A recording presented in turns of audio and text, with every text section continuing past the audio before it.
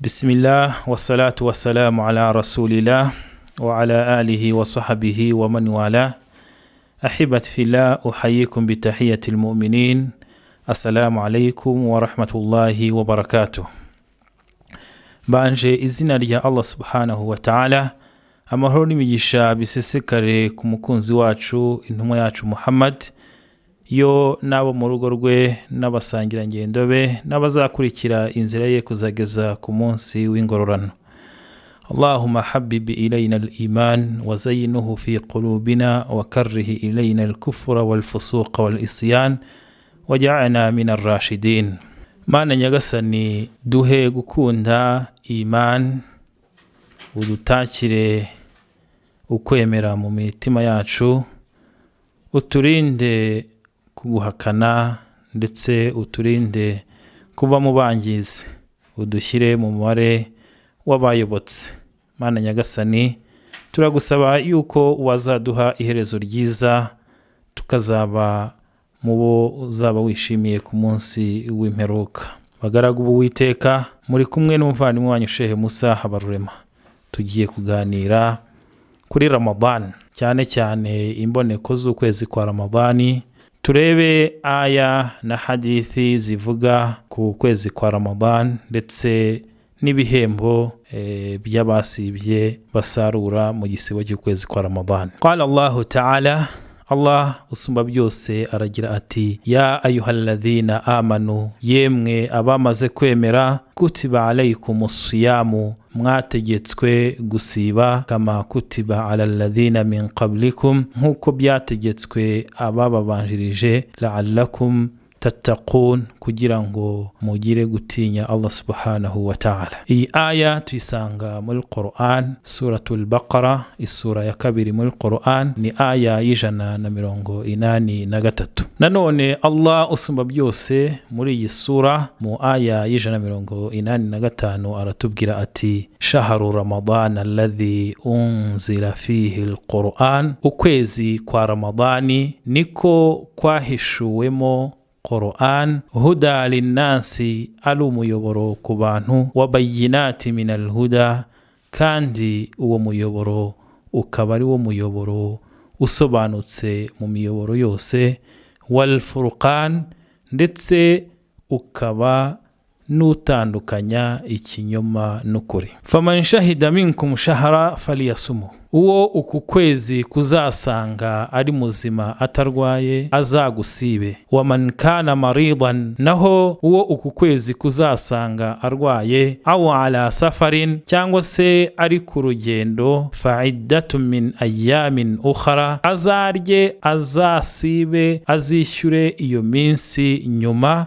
Yuridu Allahu bikumul yusra, kuko Allah abashakira ibiboroheye, adashaka kubakomereza. Wala yuridu bikumul usra, ntabwo ashaka ibibabongamiye cyangwa se ibibarushya. Wal tukmilul iddata wal tukabbiru Allah ala ma hadakum, bityo mwuzuze iminsi y'igisibo kandi nimusiburuka mukuze Allah subhanahu wa ta'ala kubyo yabayoboyemo, wala'allakum tashkurun, no kugirango mushimire Allah subhanahu wa ta'ala. Izi ni aya zidushishikariza gusiba cyangwa se zidutegeka itegeko ry'igisibo. Naho intumwa yacu Muhammad sallallahu alayhi wa sallama iratubwira iti: sumu liru'yatihi, muzasibe ari uko mubonye imboneko z'uku kwezi. Sumu liru'yatihi, muziyirize ari uko mubonye uku kwezi. Fa in ghubiya alaykum, nimutabasha kukubona kubera ibicu. Ahangaha ni igihe abari kwitegereza cyangwa se abari gutahura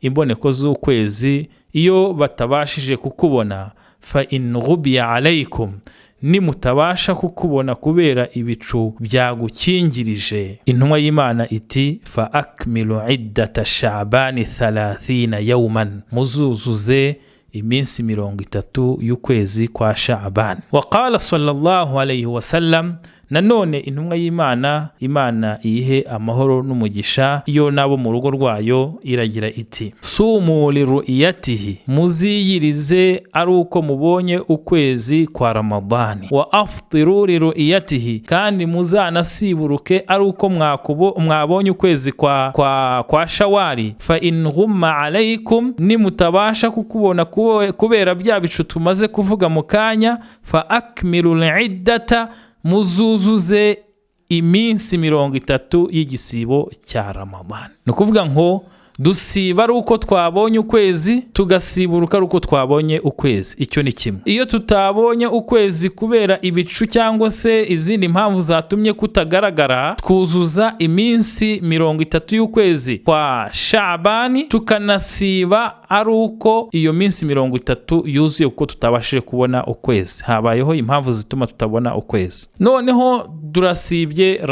Ramadhan turayisibye, tugeze ku munsi wa 29. Ubwo kugira ngo tuzasiburuke nabwo bidusaba kuzabona kwa kwezi. Nanone ukwezi kurebwa ryari? Ukwezi kurebwa ku munsi wa 29, kukarebwa igihe izuba rirenze. No kuvuga ngo abajya gushakisha imboneko z'ukundi kwezi bazireba ku munsi wa 29, kwaba ari ukwezi kwa Ramadhani, kwaba ari ukwezi kwa Shabani, kwaba ari ukwezi kwa Shawari, ukwezi uko ariko kose kwa Kisilamu, imboneko zako zirebwa ku munsi wa 29 izuba rirenze. Icyo gihe rero iyo Ramadhani igize iminsi 29, abajya guperereza imboneko z'ukwezi cyangwa se abashinzwe ibijyanye no kureba imboneko z'ukwezi babikora kuri uwo munsi wa 29. Uwo munsi wa 29 rero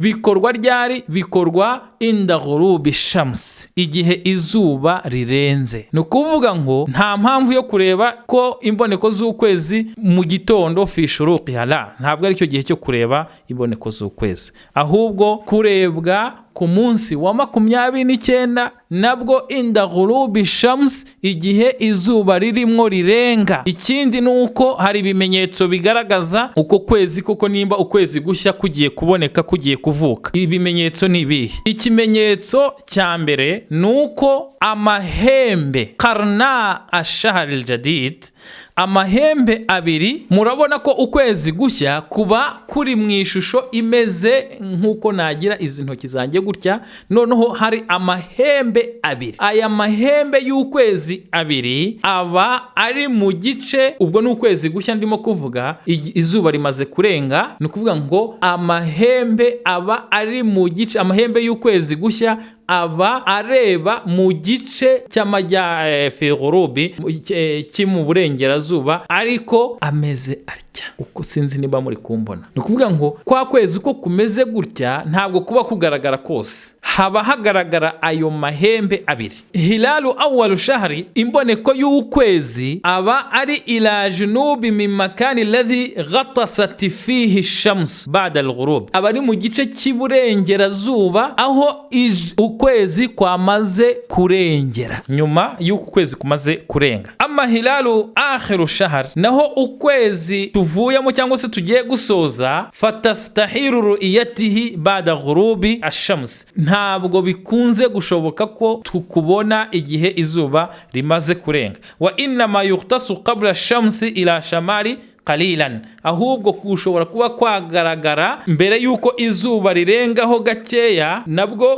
kukaba kwagaragara mu gice cy'amajyaruguru. Ukwezi tugiye gusoza kugaragara mu gihe izuba mbere yuko rirengaho gake, kandi nabwo rikaba riri mu majyaruguru, kandi nabwo kwa kwezi navuze gutya kuba kureba hehe? Kuba kureba fa inna qarna, amahembe y'ukwezi tugiye gusoza aba areba yatajihani ila al-asfali wa shamali, abareba hasi kandi nabwo ari kwerekeza hehe? Mu majyaruguru. Abareba hasi ariko yamil ila shamali, yerekeje mu majyaruguru. Nguko uko atahari bi ru'yatil hilal, kureba ibijyanye n'ukwezi bikorwa. Ukwezi kwa Ramadhani cyangwa se ukwezi kw'imboneko kuko ariko kose gushya, al-qamar al-jadid, shahr al-qamar al-jadid, tuyibona yerekeje mu gice cy'amajyepfo. nukuvuga ngo iba iri mu gice cy'amajyepfo cy'uburengerazuba bw'izuba, nukuvuga amahembe, ndavuga karnahu, amahembe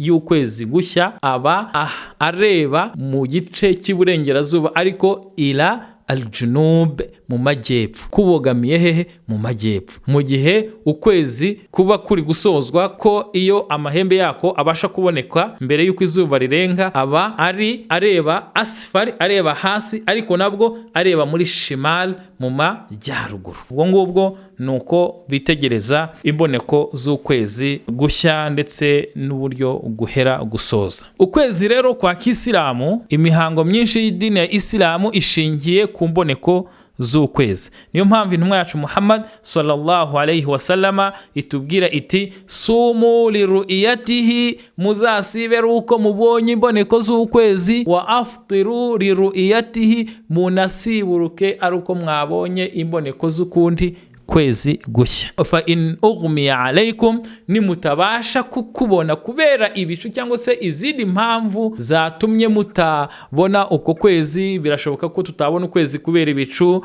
birashoboka ko tutabona ukwezi kubera yuko cyagihe orizo, icyerekezo cyaho izuba riri kurengera, tutabasha kubona ukwezi neza kubera impamvu z'ubunini bw'izuba, cyangwa se orizo yaho izuba riri kurengera hari impamvu zituma tutarebayo neza, wenda turi ahantu hari urumuri rwinshi mu mazu, ntituri ku musozi ahirengeye ngo tubone neza kwa kwezi. Izo ni impamvu zose zatuma tutabona ukwezi, cyane cyane yuko no kukubona biragoye cyane. Kuri iki gihe hasigaye hifashishwa ibikoresho bigezweho mu kubona uko kwezi, ariko kera kukubona n'amaso byabaga bitoroshye. No muri ibi bihe by'iterambere hari igihe tudashobora kubona kwa kwezi ku munsi wa 29 tukuzuza iminsi 30. Nwa y'Imana iti rero sumu liru'iyatihi, muzasiba uko mwakubonye, wa aftiru liru'iyatihi, munasiburuka uko mwabonye uko imboneko z'ukwezi gushya. Fa in ughmiya alaykum, nimutabasha kubona kwa kwezi, akmilu 30, fa'iddatu 30 yawman, muzuzuze iminsi 30, yaba ari ya Shabani cyangwa se yaba ari ya Ramadhani. Nukuvuga ngo tusiba uko twabonye ukwezi, tugasiburuka uko twakubonye, twaba tutakubonye tukuzuza ya minsi 30. Muyindi hadithi intumwa y'Imana Muhammad sallallahu alayhi wa sallama iti faqdiru la, nimutabasha kubona, fa in ughmiya alaykum, nimutabasha kubona, faqdiru la, muzagene iminsi 30 y'ukwezi, kwezi kugira iminsi 30. Wa qala sallallahu alayhi wa sallam, nanone intumwa y'Imana Muhammad sallallahu alayhi wa sallama iravuga iti innama shahru 29, ukwezi kugira iminsi 29, fala tasumu hatta tarawhu, muramenye ntimuzasibe mpaka kugeza mubonye imboneko z'ukwezi. Fa in ghumma alaykum, nimutabasha kukubona, faqdiru la, muzagene iminsi 30 mubone gusiba cyangwa se gusiburuka.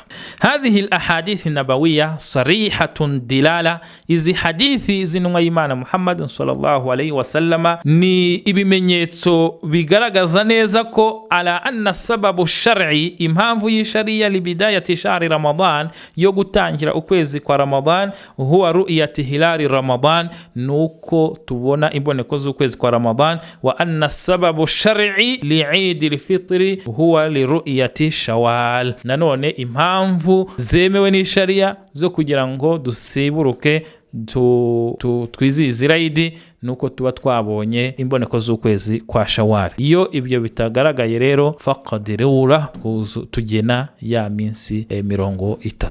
Reka turebe nanone hadithi zigaragaza ibihembo by'umuntu wasibye n'ingabire n'agaciro ko gusiba. Intumwa y'Imana Muhammad sallallahu alayhi wa sallam muri hadithi yakiriwe na Jabir radiyallahu anhu qala, Imana imwishimire, yaravuze ati as-siyamu junna. Qala sallallahu alayhi wa sallam, yaravuze ngo intumwa y'Imana Muhammad sallallahu alayhi wa sallam yaravuze iti as-siyamu junna, igisibo ni ingabo, yustajannu biha al-abdu minan nar, nari. Asiyamu junna, igisibo ni ingabo, yustajannu biha al-abdu minan nari, ni ingabo, igisibo ni ingabo umugaragu yikingisha umuriro. Nukuvuga ngo igisibo ni ingabo ikurinda kuba wagwa mu muriro. Nanone intumwa y'Imana Muhammad sallallahu alaihi wasallam muri hadithi ya kabiri mu ngabire dukura mu gisibo, anna siyam yudkhilu sahibahu aljannata, igisibo kinjiza uwakikoze neza kiyiriza kubera Allah subhanahu wa ta'ala, ibyo bimubera impamvu yo kwinjira muri aljanna. An abi umama radiyallahu anhu, muri hadithi ya abi umama Imana imwishimire, yaravuze ati ya Rasulallah, yewe ntumwa y'Imana, duruni ala amalin adkhilu bihi aljanna. Abi umama, papa wa umama, Imana imwishimire, yabajije intumwa y'Imana, Imana ihamo n'umugisha, aravuga ati ya Rasulallah, yewe ntumwa y'Imana, ndangira umurimo nakora hanyuma ukaba impamvu yo kwinjira muri aljanna. Qala sallallahu alayhi wasallam, Imana ihamahoro umugisha yaramubwiye iti alayka bisawmi, uziyirize la mithila lah, uziyirize kuko igisibo nta rundi rugero wakigereranya nacyo mu mirimo ikorwa ikinjiza mwene Adamu muri janna. Igisibo nta kindi wagereranya nacyo, nta kindi gikorwa mwene Adamu yakora ngo kimwinjize muri janna nk'igisibo, kwiyiriza. Bityo rero uyu abi umama, intumwa y'Imana yamurangiye ko umurimo wamwinjiza muri aljanna ari igisibo. Qala sallallahu alaihi wasallam, nanone Imana ihe amahoro n'umugisha, yaravuze iti asiyamu wal Qur'anu yashfi'ani lil abdi yawma al qiyamah, igisibo cyangwa se kwiyiriza na Qur'ani yashfi'ani lil abdi yawma al qiyamah, bizaba impamvu yuko umugaragu w'Imana yinjira muri janna, bizatakambira Imana kugira ngo umugaragu wayo amwinjize muri janna. Yaqulu siyam, igisibo kizavuga kiti ayi rabbi, nyagasani, mana'atuhu at-ta'ama wash-shahwa fashafi'ni fihi, namubujije ibiryo, mubuza ibyo umubiri we umuhamagarira, shahawa ze ndazimubuza. Kubwiyo mpamvu yarabiretse ariyiriza, yirengagiza ibyo umubiri we umuhamagarira kubera njyewe. Fashafi'ni fihi, ngaho mubabarire, umurokore ibihano kubera ko yanyitayeho akambungabunga. Icyo ni igisibo kizaba gitakambira Allah subhanahu wa ta'ala, kizakora shafa'a wasibye. Nanone Qur'ani, wa yaqulu al-Qur'an, Qur'ani nayo izavuga iti ayi rabbi, nyagasani, mana'atuhu nawma billayli, namubujije kuryama ninjoro, fashafi'ni fihi, ngaho murokore mu bibazo arimo, murokore mu muriro. Qala fayushfa'an, hanyuma intumwa y'Imana Muhammad sallallahu alaihi wasallam iravuga iti nuko hanyuma barokorwe mu muriro kubera Qur'ani n'igisibo. Qur'an igisibo ni impamvu yo kurokorwa umuriro wa jahannam. Iyi hadithi yakiriwe na Ahmed. Nanone indi hadithi ya kane igaragaza ibihembo by'igisibo, anna siyam kafara, igisibo ni impongano. An Huzaifa ibn al-Yaman radiyallahu anhu, hadithi yaturutse kuri Huzaifa mwene al-Yaman, Imana imwishimire, qala, yaravuze ati qala sallallahu alayhi wasallam, Imana ihamahoro umugisha yaravuze iti fitnatur rijali fi ahlihi wa malihi wa jarihi takfuruha siyamu wassalatu wassadaqa. Igisibo ni kafara, igisibo ni impongano y'ibigeragezo. Muri hadithi ya Huzaifa mwene al-Yaman avuga ko Imana ihamaho n'umugisha, intumwa yayo yavuze iti ibigeragezo cyangwa se ikigeragezo cy'umugabo, fitnatur rajul fi ahlihi, mu bantu be, wa malihi, n'ikigeragezo cy'umutungo we, wa jiranihi, n'ikigeragezo cy'umuturanyi we, takfuruha siyam, impongano y'ibyo kigeragezo ni igisibo, wassalata, ni swala, wassadaqa, ndetse no gutanga, kugira neza, gutanga sadaka. Hadithi ya gatanu nanone igaragaza agaciro n'ibihembo by'igisibo ni hadithi ya Sahal bin Sa'd radiyallahu anhu, avuga yuko igisibo kuri wa wundi wasibye hari umuryango abasibye bazinjiramo by'umwihariko. Uyu Sahal bin Sa'd, Imana imwishimire, avuga yuko intumwa y'Imana, Imana ihe amahoro n'umugisha, yavuze iti lisaimina babun, kuri ba bandi biyirije bagasiba bafite umuryango fil janna.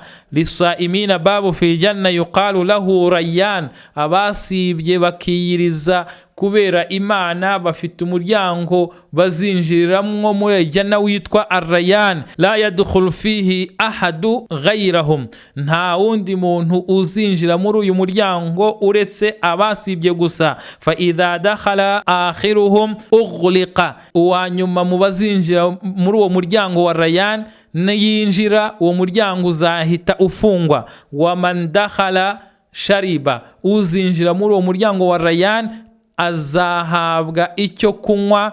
Wa man shariba lam yadhma abadan, uzinjira muri uwo muryango agahabwa icyo kunywa. Uzinjira muri uwo muryango wa Rayyan agahabwa icyo kunywa, kakinywa ntazigera yongera kugira icyitwa inyota mu buzima bwe bwose. Bagaragu b'Uwiteka, izi zari hadithi zitugaragariza agaciro k'igisibo, zitugaragariza agaciro ko kwiyiriza kubera Allah subhanahu wa ta'ala. Kumvishe yuko igisibo bwacyo aljanna ari urukingo rurinda umuntu kwinjira mu muriro wa jahannam. Nanone dusanga yuko igisibo ari impamvu yo kwinjira muri aljanna. Nanone dusanga yuko igisibo na Qur'an bizatakambira uzinjira muri janna, bizatakambira umuntu ku munsi w'imperuka. Nanone tubona yuko igisibo ari impongano ku bigeragezo by'umugabo mu rugo rwe n'umutungo we n'abaturanyi be. Nanone tubona yuko kuri babandi biyiriza bazinjira mu muryango w'umwihariko kuri bo witwa Arrayan, kandi bakazabamo muri iryo juru nta nyota, kubera yuko bazahabwa ku mugezi, uwo mugezi uzawunywaho ntazigera agira inyota. Allahumma habib ilayna al-iman wa zayyinhu fi qulubina wa karrih ilayna al-kufra wal fusuqa wal isyan waj'alna min ar-rashidin. Mana nyagasani, dutakire imani mu mitima yacu, udukundishe imani, uturinde kukwigomekaho Mana nyagasani, kandi udushyire mu bayobotse, uturinde ibigeragezo bya hano kuri iyi si, uzadushyire mu bakiranutse bawe. Allahumma ballighna Ramadhan ya rabbil alamin bi fadli subhana ربك رب العزة ما يصفون وسلام على المرسلين والحمد لله رب العالمين.